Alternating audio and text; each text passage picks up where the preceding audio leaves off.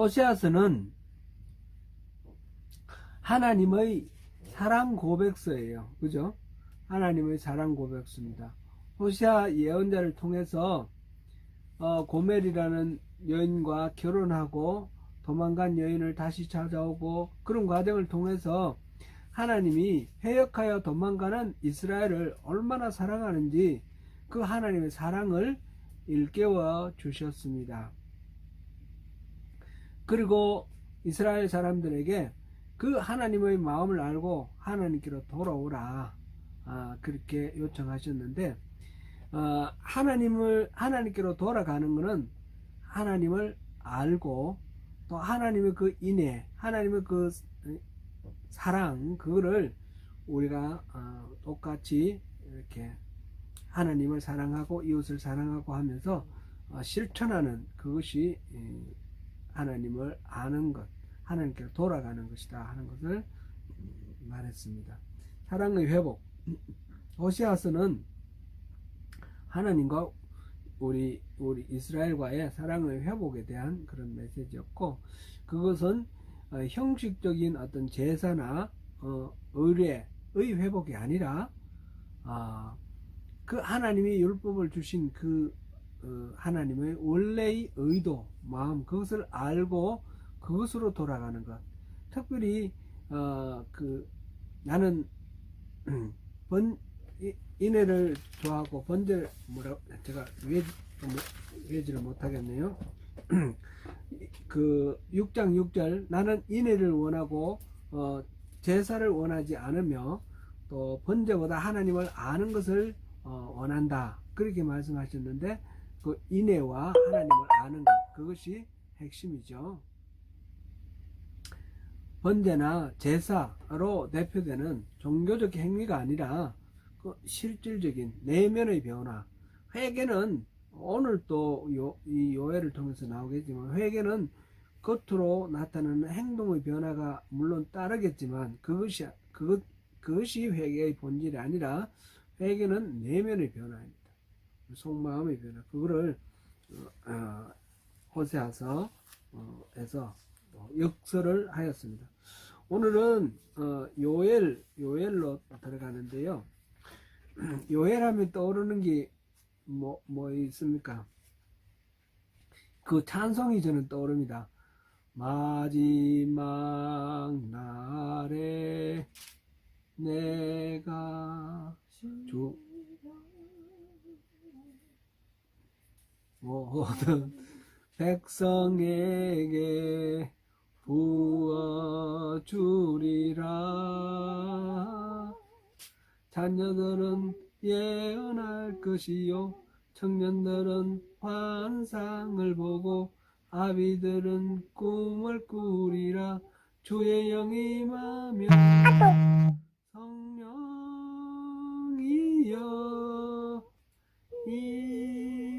이하소서. 그까지만 하겠습니다. 제가 노래 못하는 솜씨로 내가 너무 많이 한 것 같아요. 그 노래가 생각나죠. 요엘의 그 이미지는 바로 그겁니다. 성령, 하나님께서 성령을 부어주시기로 약속하셨다 하는 그 메시지죠. 요엘의 주요한 메시지가 두 가지가 있는데요. 오늘 살펴볼 부분은 회개입니다. 회개. 또 하나는 성령입니다.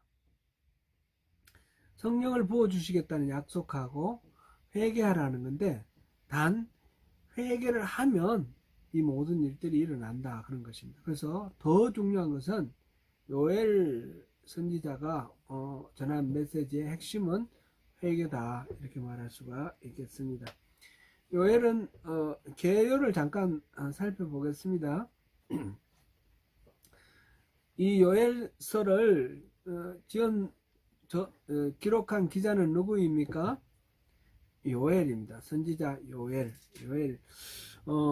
기록한 시기는 BC 800년 이전이다, 이렇게 하는 그 주장도 있고 썰도 있고, BC 400년 이후다 이렇게 말하는 경우도 있습니다. 아마 BC 400년 경이다 이렇게 보는 것이 더 확실할 것입니다. 그 부분에 대해서는 다시 한번 언급하겠습니다. 뒤에 여러 가지 이유가 있습니다. 이 요엘서의 그 기록 목적은 요엘서에 나오는 용어 중에 여호와의 날이라는 게 중요한 그게 있습니다. 날 개념이 있습니다. 이 여호와의 날, 유대인들이 생각할 때 여호와의 날은 좋은 날입니다.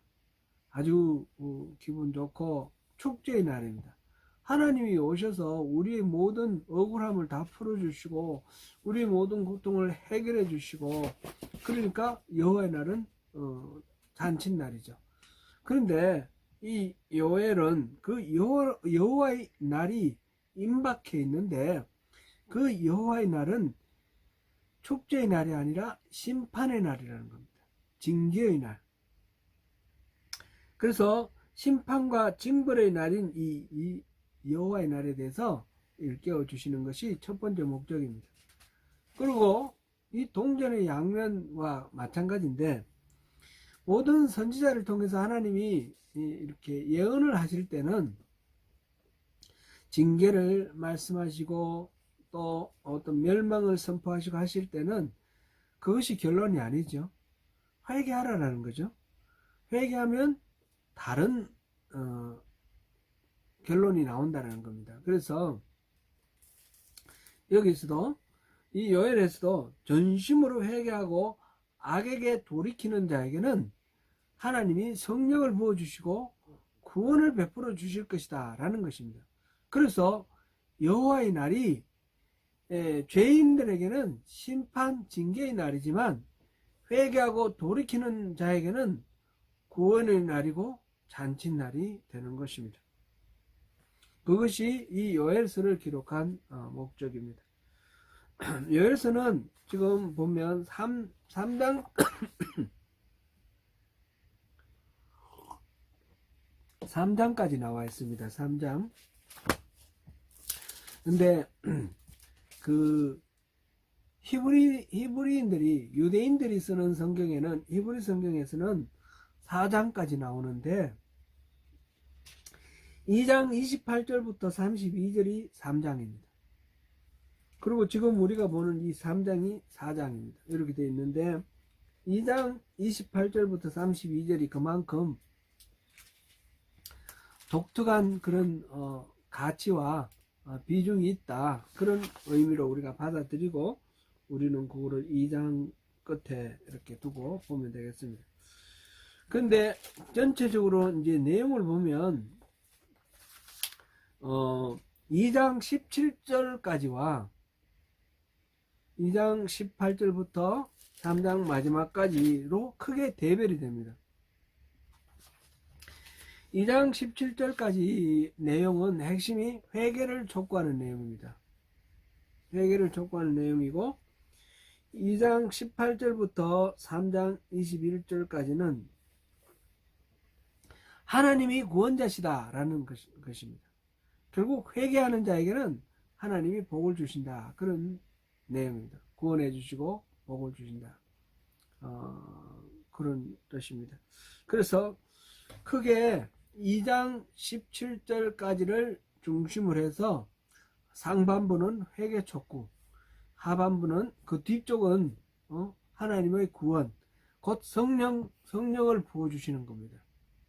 그렇게 크게 대별되고, 그것이 이 요엘의 두 가지 주요한 그 주제가 되는 것이죠. 앞에 회개를 촉구하는 내용, 그것도 이제 두 가지로 나눌 수가 있는데 2장 기준으로 1장 1절부터 20절까지, 그리고 2장 1절부터 17절까지 이렇게 나눌 수가 있습니다. 2장 1절부터 20절까지는 메뚜기의 재앙을 말하는데 메뚜기의 재앙이 임했습니다. 그리고 과거의 사건입니다. 그리고 여호와의 날이 임박해 있다라는 그런 경고가 들어있죠.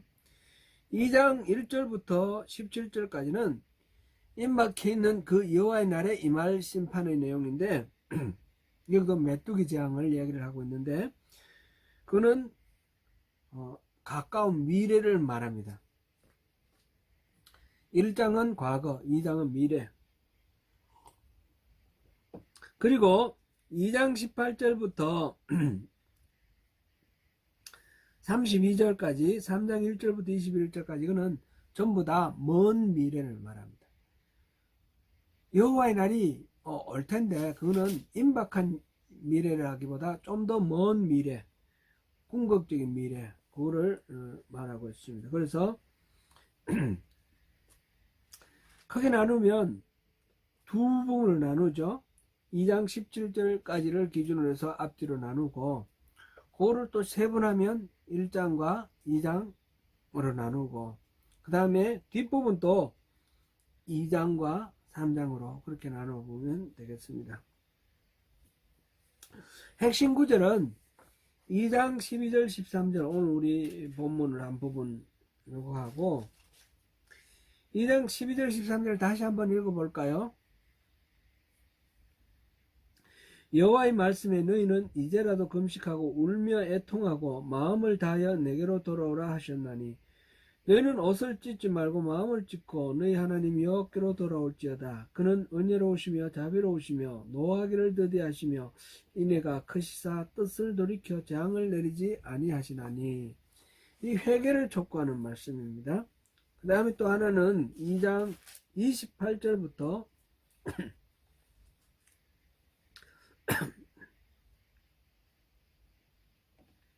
28절 29절입니다. 아까 제가 불렀던 그 노래 가사입니다. 28절 29절 읽습니다. 같이 읽어봅니다. 그 후에 내가 내 영을 만민에게 부어주리니 너희 자녀들이 장래일을 말할 것이며 너희 늙은이는 꿈을 꾸며 너희 젊은이는 이상을 볼 것이며 그때 내가 또 내 영을 남종과 여종에게 부어줄 것이며. 아멘. 이게 이제 핵심 구절이 된다 하는 것을 보고요. 이 요엘서는 베드로가 한 설교, 그 사도행전 2장에 이 요엘서가 이 오늘 방금 본 이 내용이 등장을 합니다. 사도행전 2장 우리 잠깐 한번 볼까요? 사도행전 2장 보면 바로 오순절 마가의 다락방에서 성령을 체험하게 되었죠. 그랬을 때에 그 현상을 베드로는 바로 요엘 선지자가 예언한 그 일이 일어났다 이렇게 이제 설교를 하는 것입니다. 2장 14절부터 그 얘기가 나오죠. 베드로가 11사도와 함께 서서 소리를 높여 일렀다. 지금 2장 1절부터 오순절 그 성령이 임하는 것을 좀 경험하고 있습니다. 그리고는 14절부터 이제 베드로가 선포를 하는데 특별히 17절부터 그 요엘서를 인용을 했습니다. 물론 인용하는 성경 원본이 조금 다르기 때문에 표현이 약간 다릅니다. 이 신약 성경에 인용한 것은 주로 셉투아진트라고 그러죠. 셉투아진트는 그리스 말로 기록한 성경입니다. 구약 성경을 그리스 말로 번역한 거죠. 그 이집트의 알렉산드리아에서 BC 한 300년 경에서 그거를 기록했는데 70명이 모여서 기록했는데 똑같이 나왔다 해서 기적이다 그러는데 그래서 70이라는 뜻이 셉투아진트거든요. 이렇게 70인 번역을 인용을 했고 지금 우리가 보고 있는 구약 성경은 히브리 원문 성경에서 이렇게 번역한 겁니다. 그래서 약간 번역을 한번 더 많이 거쳤기 때문에 표현이 약간 다른 게 있는데 그걸 감안하고 보시면 똑같다라는 걸 알 수 있습니다. 제가 읽어보겠습니다. 하나님이 말씀하시기를 말세에 내가 내 영을 모든 육체에 부어주리니 너희의 자녀들은 예언할 것이요 너희 젊은이들은 환상을 보고 너희의 늙은이들은 꿈을 꾸리라. 그때에 내가 내 영을 내 남종과 여종들에게 부어주리니 그들이 예언할 것이요 또 내가 위로 하늘에서는 기사를 아래는 땅에서는 징조를 베풀리니 곧 피와 불과 연기로다. 주의 크고 영화로운 날이 이르기 전에 해가 변하여 어두워지고 달이 변하여 피가 되리라. 누구든지 주의 이름을 부르는 자는 구원을 받으리라. 그 요엘서에 지금 2장 28절부터 32절까지 그 중에 뒷부분 빼고 앞부분까지 그렇게 인용을 했습니다. 이것으로 인해서 장차 우리는 그 성령님의 일하심 그것에 대해서 그 오순절 마가의 다락방에 임하셨고 그 이후 계속해서 우리에게 찾아오시는 성령님에 대해서 바로 요엘 선지자의 그 선포가 이루어졌다 이렇게 보는 것입니다. 그리고 또 하나의 주제는 중요한 주제가 뭐라고 그랬습니까? 회개라 그랬죠. 회개가 바로 우리 2장 12절부터인데 12절부터 17절까지인데 이거는 전통적으로 사순절 처음 시작날이 언제입니까? 지난주 수요일이었어요. 그 성회 수요일, 제의 수요일, 애쉬 웬즈데이. 그 제의 수요일, 성회 수요일 날 따로 예배를 많이 드렸거든요. 지금도 드리는 교회들이 많이 있긴 있습니다. 우리는 따로 뭐 제의 수요일 예배라고 안 드리고 그냥 수요 예배 드리는데 제의 수요일로 이렇게 예배할 수도 있습니다. 그럴 때에 주로 이 구절을 낭독하고 이걸 통해서 하나님의 말씀을 받습니다. 사순절 제의 수요일 날 회개의 묵상을 위한 말씀이 바로 이거다라는 것 참고로 이해하면 되겠습니다. 연대기에 대해서는 제가 앞에서 잠깐 말씀드리며 뒤로 물렸는데 우리가 자세하게 이거 볼 필요는 없겠습니다. 어떤 부분에 대해서는 예를 들어서 2장 27절 3장 2절 16절 이런 데 보면 지금 요엘은 예루살렘 중심으로 지금 예언을 하고 있는데 그러면 유다 쪽 아닌가 싶은데 근데 유다를 이스라엘로 말합니다. 그 말은 북왕국 이스라엘과 남왕국 유다로 갈라져 있던 그 분열 왕국 때에는 아니라는 거죠. 그러니까 그 이전, 그러니까 BC 800년 이전이다 이렇게 말하거나 아니면 그 북왕국 이스라엘이 BC 722년에 멸망하고 난 후다 이렇게 볼 수가 있습니다. 근데 그 앞에는 BC 800년 이전에는 예언자들이 기록을 하지 않았습니다. 엘리야나 엘리사나 기록 안 했지 않습니까? 기록을 하지 않았기 때문에 그 이후대 사람이 기록을 했습니다. 이사야나 뭐 이렇게 예레미야나. 그래서 이거는 그 이전은 아닐 거다. 그래서 북왕국이 멸망하고 난 거다.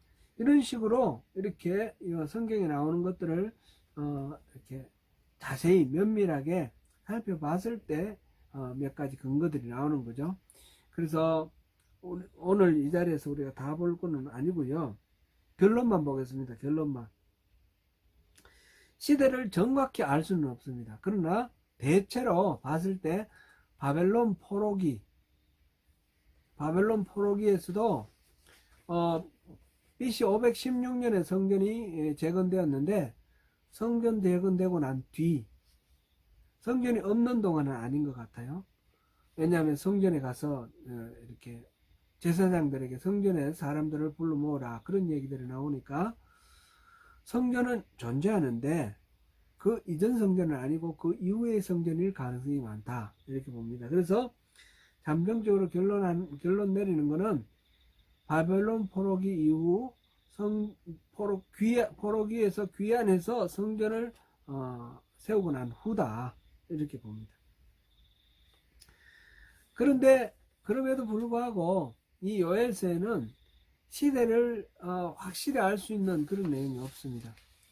다른 예언자들은 자기가 누구의 아들이다, 어느 왕 때 뭐 활동을 했다, 이걸 자기 소개를 통해서 시대를 알 수 있도록 해주는데, 이 요엘은 그 말이 없어요. 그냥 아버지가 버두엘이다, 그 말만 나와 있습니다. 언제 사람인지 알 수가 없어요. 그럼 왜 이렇게 됐을까? 여러 가지로 생각해 보는데, 신학자들이 내린 결론은 이 요엘서는 의식용 예언서다. 그러니까 예배용 문서다, 이렇게 결론을 내렸습니다. 예배를 위한 문서이기 때문에 특별하게 시대적 배경 같은 것들이 필요 없고, 우리 죄에 대해서 회개를 하라는 그 회개를 촉구하는 내용하고, 하나님의 그 여호와의 날이라는 것은 심판과 징계의 날인 동시에 구원의 날이므로, 구원을 맞이할 준비를 위해서 죄를 회개를 하고 그 구원의 날 성령 충만함을 받는 그것을 대비하라. 이게 이 요엘서를 통해서 예배할 때 받을 메시지라는 겁니다. 그렇기 때문에 이거는 시대적 어떤 배경 같은 거는 필요하지 않아서 기록하지 않은 것이다, 이렇게 결론을 내립니다. 우리도 그렇게 받아들이면 되겠습니다. 제가 이제 대체적으로 성경을 말씀을 드릴 때는 시대적 배경을 말씀을 많이 드립니다. 왜 그런가 하면 시대적 배경을 들으면 그 성경 문구 그 메시지의 내용을 이해하기에 도움이 되기 때문입니다. 요엘서의 경우에는 그것과 무관하게, 시대와 무관하게 우리가 충분히 그 메시지를 받아들일 수 있기 때문에 이 부분은 시대적 어떤 배경 같은 거는 크게 신경 쓰지 말자, 이렇게 이야기를 할 수 있겠습니다. 그 개요는 그렇게 하고요. 오늘 지금 1장부터 2장 17절까지 봤는데, 1장 이야기는 보진 않았죠. 우리 안 읽어봤죠. 네, 우리 다루게 된 카바를 할 텐데, 1장 이야기는 전부 그 메뚜기 재앙에 대한 설명과 그것으로 일어나는 결과로서 온 나라가 황폐하게 되는 그 이야기입니다. 4절 한번 제가 읽겠습니다. 팥중이가 남긴 것은 메뚜기가 먹고, 메뚜기가 남긴 것은 너치가 먹고, 너치가 남긴 것은 황충이 먹었도다. 여기서 팥중이, 메뚜기, 너치, 황충 이렇게 번역되어 있는 이 모든 것들을 다 메뚜기의 일종으로 보면 되겠습니다. 우리 보면 어릴 때 제가 이제 시골에서 자라서 보면 우리가 잡아서 반찬해 먹는 메뚜기가 있어요. 벼밭에 있는 거, 그런 메뚜기도 있고, 불메뚜기라는 거, 이런 거는 먹지 못하는 메뚜기도 있어요. 그럼 메뚜기 종류가 여러 가지예요. 여러 가지 있는데, 그런 것들을 지금 팥중이, 메뚜기, 너치, 황충 이렇게 다르게 번역을 했습니다. 여러 가지 메뚜기들. 그러니까 하나가, 이 메뚜기는 우리는 그런 거 경험을 못 하는데, 이집트에서 나올 때, 모세와 함께 이집트에서 이스라엘 백성들이 나올 때 메뚜기 재앙이 있지 않습니까? 메뚜기가 모든 식물들의 이파리를 다 갉아 먹어버리는 것, 그런 재앙 아닙니까? 이거를 메뚜기 재앙이라고 합니다. 이게 우리나라에서는 일어나지 않는데 중국에서는 더러더러 일어났어요. 그 펄벅 여사의 그 돼지, 거기 보면 메뚜기 그 재앙, 그런 게 나오죠. 제가 이제 중국 역사를 배웠는데, 중국 역사에서 보면 이런 메뚜기의 재앙이 많이 기록되어 있습니다. 황충이 메뚜기인데, 황해 그러면 메뚜기의 피해입니다. 그런 것들이 많은데, 이거는 메뚜기가 뭐 그저 한두 마리가 아니라 만 이상, 억, 이런, 메뚜기들을 몰려다니면서 마치 구름 같죠. 구름같이 메뚜기가 지나가면 흔적도 안 남는 거예요. 곡식도 그렇고, 나무 과수들도 그렇고, 식물들을 다 갉아먹어버리는 거죠. 그런데 메뚜기가 그 한때만 지나가는 게 아니라 네 가지 지금 메뚜기가 막 지나갔어요. 그러니까 완전히 폐허가 되어버렸죠. 근데 이런 메뚜기 사건, 사실은 이 팔레스틴이나 이집트나 이쪽 지역에도 들어있는 사건이에요. 그런데 지금 요엘이 말하고 있는 이 사건은 언제 있었던 사건인지는 알 수가 없는데, 이 사건은 전무후무한 피해를 낳았다는 겁니다. 그 전에 없고 그 이후에도 없는 어마어마한 피해를 낳았기 때문에 이거는 당대에만 알고 지날 것이 아니라 후대까지 알려야 될 그런 사건이라는 겁니다. 그래서 3절 보니까 너희는 이 일을 너희 자녀에게 말하고 너희 자녀는 자기 자녀에게 말하고 그 자녀는 후세에 말할 것이다. 대대로 이 사건에 대해서 이야기를 전하라. 그러면서 그 메뚜기의 그 재앙이 어떠했는지 그 이야기를 하고 있습니다. 이 한 번 단일의 사건으로 끝나는 것이 아니라 대대로 기억하면서 되풀이해서 계속해서 회개를 해야 될 그런 내용입니다. 초시대적인 그런 내용인 것이죠. 그래서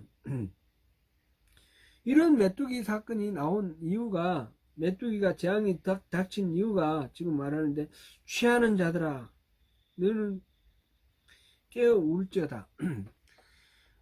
정신이 맑지 않고 뭔가 지금 포도주에도 취했다는 직설적으로 표현할 수도 있겠지만, 온전한 정신으로 하나님과의 관계를 바로 맺지 못하고 있는 상태를 은유적으로 표현했다 이래 볼 수도 있겠습니다.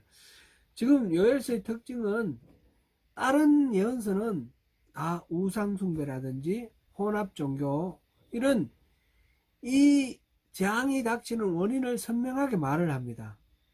우리가 이사야서나 예레미야서나 우리 봤지 않습니까? 호세아서에도 봤죠. 그리고 뒤에 나오는 아모스라든지 소선지서에도 마찬가지인데, 이 요엘서는 그런 원인이 없습니다. 적시된 원인이 없고 일반적으로 하나님과의 관계가 깨어졌다, 하나님과의 관계가 멀어졌다라는 것이 이렇게 나와 있습니다. 그거는 9절에 보면 이렇게 되어 있습니다. 소재와 전제가 여호와의 성전에서 끊어졌고 여호와께 수종드는 제사장은 슬퍼하도다. 지금 이거는 원인이 될 수도 있고 결과가 될 수도 있는 거죠. 어쨌든 간에 이게 하나님과의 단절이 이루어졌다, 하나님과의 분리가 이루어졌다, 그런 이야기가 되는 것입니다. 그래서 이거는 아마 결과를 지금 말하는데 원인도 넌지시 말하는 것으로 이렇게 봅니다. 그래서 밭이 황무하고 토지가 마르니 곡식이 떨어지며 새 포도주가 말랐고 기름이 다했다. 완전히 다 농사가 망해버렸습니다. 밀과 보리, 밭, 소산 다 없어졌다. 이게 이제 11절에 나오고요. 이런 식으로 12절도 그 이야기고, 그렇게 되니까 지금 제사장들이 지금 슬퍼하는 그런 내용들이 13절부터 쭉 나오고 있습니다. 그러면서 15절 우리 같이 읽어보겠습니다. 슬프다 그날이여, 여호와의 날이 가까웠나니 곧 멸망같이 전능자에게로부터 이르리로다. 여호와의 날이, 심판의 날이, 멸망이 가까이 이르렀다. 지금 그거를 위해서 13절 14절은 제사장이 그 성전에 사람들을 불러 모아놓고 그 다음에 금식일을 정하고 회개를 하라, 그 이야기를 하는데, 그 이야기를 하면서 바로 이런 모든 것들이 지금 파괴되고 완전히 소멸된 그런 비극적인 그런 상황이 지금 15절, 16절, 17절, 18절, 19절 이렇게 쭉 나옵니다. 그렇게 해서 인간이 죄를 지었는데, 인간이 죄를 지어서 결국 자연의 재앙이 오고, 그러면 이 죄를 지은 인간만 불행한 것이 아니라 자연 전체가 불행한 겁니다. 그래서 20절 보니까 들짐승도 주를 향하여 헐떡거리오니 시내가 다 말랐고 들의 풀이 물에 탔음이니라. 그렇게 황무지가 되고 폐가 되니까 들짐승도 주를 향해 헐떡거린다 그랬습니다. 들짐승도 그 뭐 알아서 헐떡거리는 얘기가 아니라 들짐승의 비참한 상황을 그렇게 표현을 했습니다. 이런 식으로 메뚜기의 재앙으로 인해서 완전히 파멸이 된 그 상황을 기록하고 있고, 2장에서도 마찬가지입니다. 2장에서도 여호와의 날이 임박해 있다 그러면서 2절을 보니까 곧 어둡고 캄캄한 날이요 짙은 구름이 덮인 날이라. 새벽빛이 산꼭대기에 덮인 것과 같으니 이는 많고 강한 백성이 이르렀습니다. 이와 같은 것이 옛날에도 없었고 이후에도 대대에 없으리로다. 이런 재앙이 바로 코앞에 닥쳤습니다. 메뚜기가 쓸고 갔는데 그 재앙이 동일한 재앙인지 아니면 또 다른 더한 재앙인지 모르겠는데 또 닥친다는 겁니다. 그래서 불이 있고 4절부터 이거는 메뚜기의 모양을 표현한 건데 그의 모양은 말 같고 달리는 것은 기병 같으며 그들이 산꼭대기에서 뛰는 소리는 병거 소리와 같고 불꽃이 건물을 사르는 소리와도 같으며 강한 군사가 줄을 버리고 싸우는 것 같으니 그렇게 이렇게 메뚜기가 몰려오는데 그게 소리가 우르르한 소리가 완전히 병거 소리 같고 막 지진 나는 소리 같아요. 그리고 마치 나무 산에 불이 나가지고 가지들이 타는 따닥따닥 하는 소리 같기도 하고 그런 어마어마한 메뚜기들의 공격 그거를 지금 표현을 하고 있습니다. 근데 지금 이 두 가지를 동일한 어떤 메뚜기로 보기도 하고 또는 두 번째 거는 이제 이 북왕국 이스라엘이 멸망할 때 아수르가 쳐들어오는 그런 광경을 묘사한다 이렇게 보기도 합니다. 근데 그렇게 보는 것보다는 앞에 있는 메뚜기는 실질적인 자연재앙이 그냥 자연이 일어났으니까 뭐 그냥 그런 것이다가 아니라 하나님의 심판이다 이렇게 본 거죠. 여호와의 날이 임박했고 하나님의 심판이다 이렇게 본 거고 그 자연재앙으로 메뚜기가 닥치는 모습을 그렸고 두 번째 2장에 나오는 것은 임박한 여호와의 심판날에 메뚜기 떼를 몰고 오실 것이다 이렇게 표현한 거로 보는 것이 더 적절할 것 같습니다.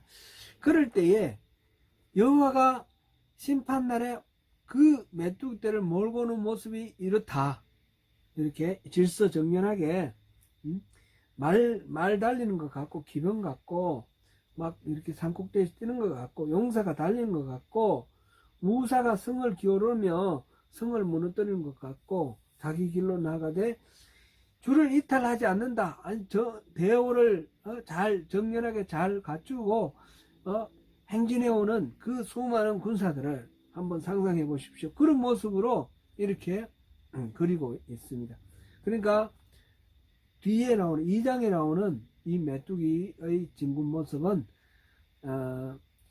심판날 하나님이 여호와의 날 심판하러 오실 때에 임할 메뚜기의 모습. 그러니까 이거는 상상의 메뚜기고 영적인 하나님의 심판의 수단으로서 영적인 메시지다. 이렇게 볼 수가 있겠습니다. 11절까지가 그렇게 군대처럼 몰려오는 그런 메뚜기의 재앙, 이거를 그리고 있고요. 그래서 그러한 것을 바탕으로 해서 결론으로 12절부터 우리가 17절까지 읽었는데 회개하라 라는 것이죠. 오늘 우리가 살펴본 이 17절까지 메시지 핵심은 회개하는 겁니다. 회개는 돌아서는 겁니다. 메뚜기 재앙을 하나님이 지금 말씀을 하시면서 1장 2절 3절을 보면 아까 우리가 봤는데 이거는 자녀들에게 전하고 또 전할 그런 가치가 있는 그런 사건이다. 역사적인 사건, 전무후무한 사건이다. 이거는 단순한 자연재앙이 아니라 바로 하나님의 심판이고 구속사적인 의미를 가지는 그런 역사다. 이렇게 얘기를 하는 것이죠. 그리고 이 모든 일들을 또 실질적으로 책임지고 이렇게 다스리고 정리하고 해결해 나가는 그 지도자가 누구냐면 2장 1절에 보니까 늙은 자들아 이렇게 나왔어요. 말하자면 장로들, 늙은 자들. 그 다음에 13장에서는 제사장들 이렇게 나와있죠. 제사장들이 사람들을 금식일을 정하고 성례를 불러 모으라 이렇게 나와 있습니다. 이렇게 해서 이 요엘서가 지금 말하고 있는 그 사회, 그 시대를 이끌고 가고 있는 제사장들이나 장로들은 이 일을 오늘 있는 이 일로만 치부하지 말고 미래의 자손들에게도 교육시켜서 이런 일들이 있을 때 반드시 회개하고 돌이켜 하나님께로 돌아가야 한다라는 것을 지금 역설하고 있는 것입니다. 그래서 이 메뚜기 재앙은 결국 하나님과의 관계가 끊어졌으나 9절에 우리가 살펴봤죠. 소재와 전제가 끊어졌다라는 거. 그리고 포도주에 취했다 그런 표현을 했는데 그런 식으로 관계가 단절되었을 때 일어나는 결과가 바로 이런 재앙이니까 하나님의 심판이니까 그 심판은 생활의 모든 영역에 미친다는 것이죠. 밭, 곡식, 포도나무, 감람나무, 밀, 보리, 무화과, 석류나무, 종려나무 모든 경작물을 다 거론했고요. 기쁨이 사라지고 성전의 제사가 끊어지게 되면서 언약 백성의 그 정체성이 상실됩니다. 영적으로만 하나님과의 관계가 깨어지는 것이 아니라 실질적으로 살아가는 삶의 기본적인 생존권까지 다 빼앗겨버리는 그런 비극입니다. 그래서 예민하게 이러한 재앙을 통해서 하나님이 말씀하시는 것을 예민하게 깨닫고 그게 반응해야 되는 것입니다. 반응하는 것이 중요합니다. 심판은 앞서도 말씀드렸지만 하나님의 경고 이 예언은 심판의 결론이 아닙니다. 반드시 돌이키라는 것입니다. 그래서 지금 보니까 12절에 여호와의 말씀에 너희는 이제라도 금식하고 울며 애통하고 마음을 다하여 내게로 돌아오라 이렇게 하였습니다. 지금 재앙이 닥치고 완전히 지금 멸망의 상황에 와 있는데 이제 끝장났구나 포기하고 될 대로 되라 이게 아니라는 겁니다.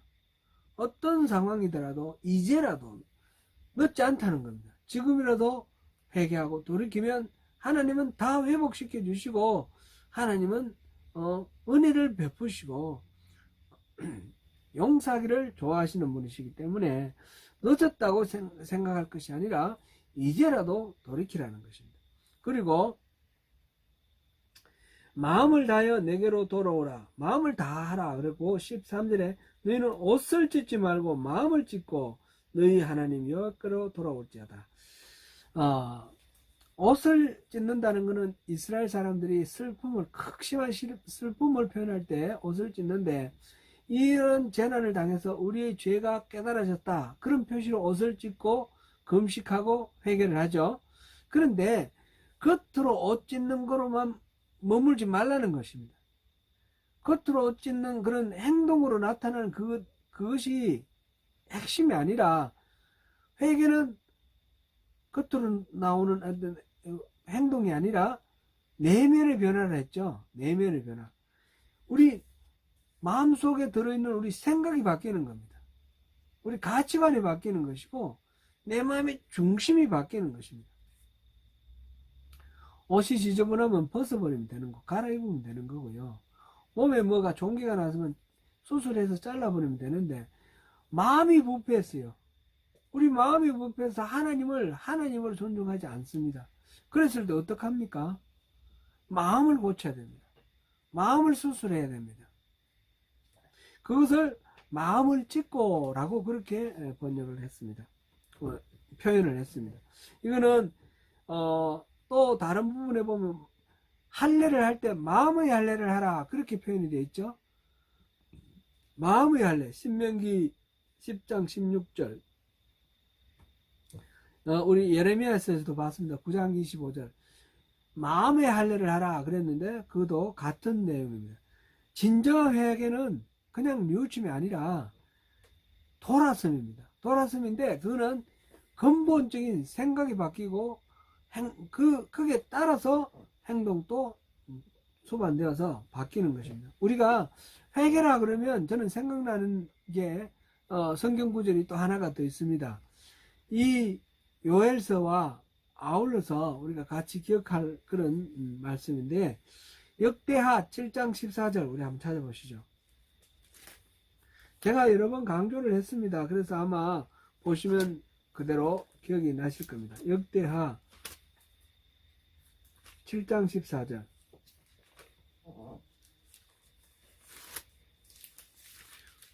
기억나시죠? 우리 같이 한번 읽습니다. 내 이름으로 일컫는 내 백성이 그들의 악한 길에서 떠나 스스로 낮추고 기도하여 내 얼굴을 찾으면 내가 하늘에서 듣고 그들의 죄를 사하고 그들의 땅을 고칠지라. 아멘. 영어 번역에서는 순서가 좀 다르다 그랬죠. If my people who are called by my name will humble themselves and pray and seek my face and turn from their wicked ways, then I will hear from heaven and I will forgive their sin and will heal their land. 여기서 그들의 악한 길에서 떠나 이거는 지금 한글에서는 맨 먼저 나오는데 영어 번역에서는 맨 뒤에 나와요. 악한 길에서 떠나는 것은 말하자면 결과적으로 파생되어 따라 나오는 겁니다. 마음을 겸손히 하고 자기를 낮추고 하나님께 기도하면서 하나님 얼굴 찾으면 근본적으로 내 마음의 태도가 자기중심적이고 이 자기 기준으로 되어 있던 이것을 비우고 자기를 부인하고 하나님께로 돌아서면 자기를 낮추고 기도하면서 하나님께로 자기를 돌리면 중심 이동을 하면 악한 행동이 더 이상 범해지지 않는 거죠. 악한 길에서 떠나게 되는 거죠. 그래서 진정한 회개는 바로 우리가 마음을 찢는 것이며 마음으로 돌아서는 것입니다. 하나님의 얼굴을 찾는 것입니다. 하나님께로 우리가 돌아가는 것. 그것이 진정한 회개입니다. 그런데 우리가 여기서 한 가지 또 생각해야 될 거는 우리가 돌아서면 하나님은 반드시 용서를 해줄 것이다. 우리 그래 믿는데 그것이 똑같은 믿음이더라도 우리가 주의해야 될 부분이 있습니다. 마치 자판기처럼 하나님을 자판기처럼 돈 넣으면 음료수가 튀어나오듯이 내가 회개를 하면 하나님 용서해 주게 돼 있어. 하나님 의무야. 이렇게 생각하면 그건 잘못이라는 겁니다. 무슨 말씀인지 이해가 되시죠? 하나님께는 절대적인 주권이 있습니다. 하나님은 절대적인 주권이 있어서 용서해 주실 수도 있고 용서 안 해 주실 수도 있습니다. 근데 하나님 용서를 해 주신다면 그거는 내가 회개한 게 내가 잘나서 내가 회개한 게 충분한 값을 치렀기 때문에 하나님 어쩔 수 없이 용서해 주시는 것이 아니라 하나님은 용서 안 해 주셔도 되지만 하나님은 자비하시고 인자하시고 사랑이 많으시기 때문에 하나님의 성품으로 용서를 해 주시는 겁니다. 우리가 회개하면 하나님 용서해 주신다는 건 똑같지만 근본적으로 내가 회개했기 때문에 내가 회개에 따르는 하나님 용서가 내게 무슨 권한이 있는 게 아닙니다. 그건 전적으로 하나님께 달려 있는 것입니다. 그러니까 우리가 회개를 할 때는 뭘 믿고 회개를 합니까? 하나님의 그 성품을 믿고 회개를 하는 겁니다. 내 회개의 공력을 믿고 회개하는 것이 아니라 하나님의 그 성품을 믿고 회개를 하는 겁니다. 13절에 그 하나님의 성품을 묘사를 했습니다. 너희는 옷을 찢지 말고 마음을 찢고 너희 하나님 여호와께로 돌아올지어다. 그는 은혜로우시며 자비로우시며 노하기를 더디하시며 인애가 크시사 뜻을 돌이켜 재앙을 내리지 아니하시나니. 그리고 14절 제가 다시 읽습니다. 주께서 혹시 마음과 뜻을 돌이키시고 그 뒤에 복을 내리사 너희 하나님 여호와께 소제와 전제를 드리게 하지 아니하실는지 누가 알겠느냐. 소제와 전제를 드리지 않아도 되도록 해 주실 것이다 라는 표현인데 그렇게 하실지 누가 알겠느냐. 혹시라 그랬고 누가 알겠느냐 그랬어요. 이거는 하나님이 반드시 우리가 회개를 했으니까 반드시 그렇게 해주신다는 게 아니라 하나님께 결정권이 있다는 것을 인정하는 말입니다. 하나님의 절대 조건을 존중하는 말입니다. 그래서 틀림없이 그렇게 해주실 거라고 나는 믿는데 그는 어디까지나 하나님께 달려있다. 왜냐? 내가 그러면 왜 이렇게 하느냐? 하나님은 신실하시고 은혜로우시고 자비로우시고 노하기를 더디하시고 인애가 크시사 뜻을 돌이켜 재앙을 내리지 아니하신다. 심판하시려고 생각하셨다가 뜻을 돌이켜 재앙을 내리지 아니하시는 그런 성품을 가지신 분이시기 때문에 내가 하나님을 믿고 기도한다. 이런 것입니다. 혹시와 누가라는 거. 그래서 이 말은 또 잘못하면 혹시 할지 말지 모르니까 뭐 그냥 한번 해보자. 어떤 도박하는 심정으로 하라. 이런 말로 또 이해를 하면 그것도 잘못입니다. 그건 아니고요.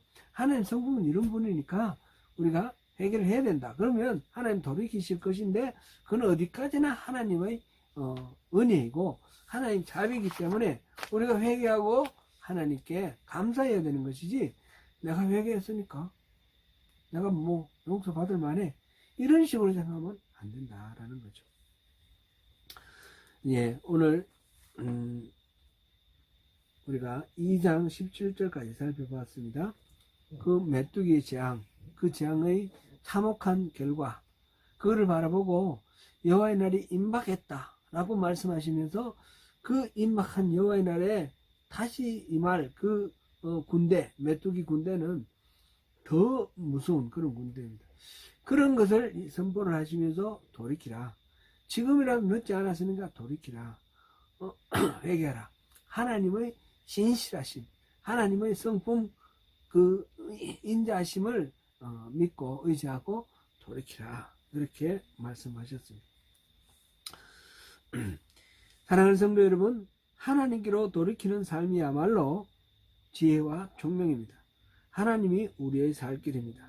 그분만이 우리를 쉴만한 물가로 인도하시는 참 목자이십니다.